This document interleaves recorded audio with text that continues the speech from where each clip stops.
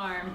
We're here with Beverly Wheeler Maestrom, and we invite you to take a tour with us through some of the most significant moments of Wheeler Farm and this house.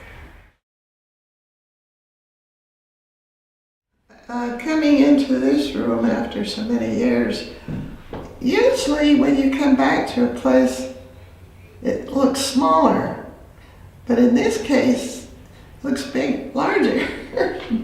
And when I lived here, the table was longer. I think the table would seat probably 20 people, and I remember mostly at the Thanksgiving dinners or Christmas dinners. And for Thanksgiving, my mother raised turkeys, and the one she would cook would be, can you believe, 40 pounds?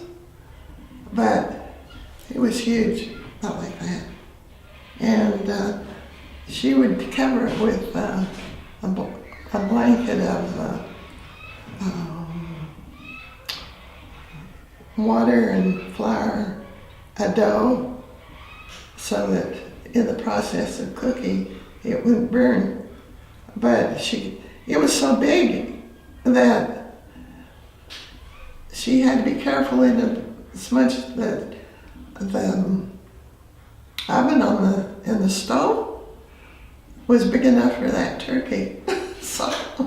But I wish you could have seen the table of preserves and pickles and all the things that we know as appetizers that she would have on the table. It was just a bounty of food. And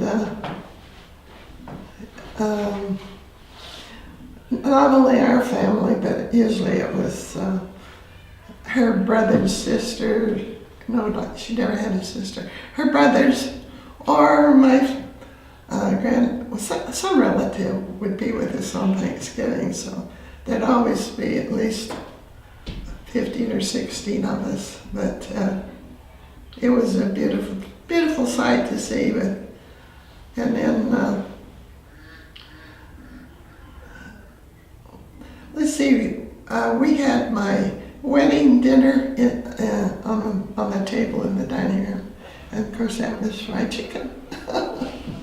But, and then as I look at some of these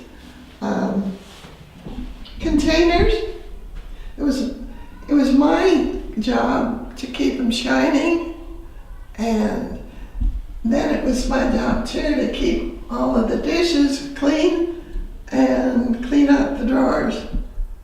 So when I got married and had a house, I kind of lived very simply because I didn't want to clean all of these dishes and things that were used then. Let's see, besides being a dining room, there was a desk over in this corner where, of course, the business of the farm was taken care of. And then over in this other corner was a huge leather couch. And then Grandpa Wheeler, he had a huge leather chair right here. And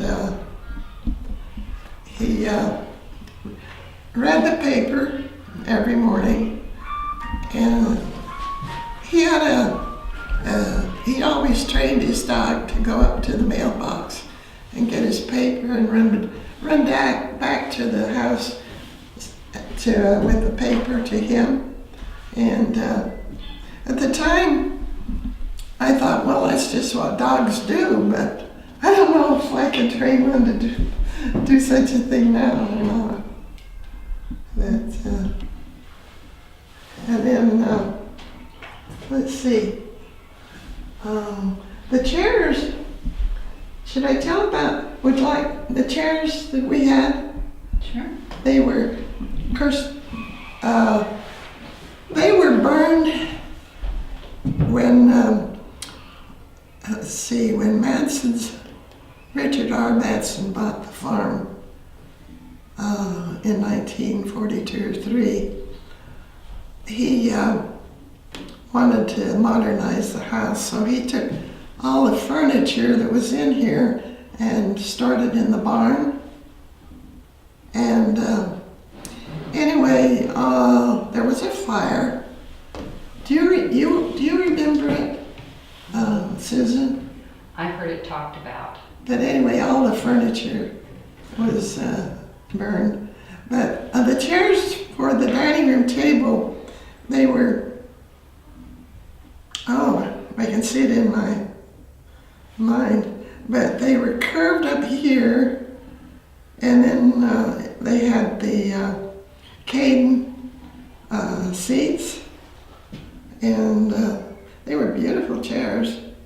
And then this table is very similar. In fact, it looks a lot like it with a great big globe lights.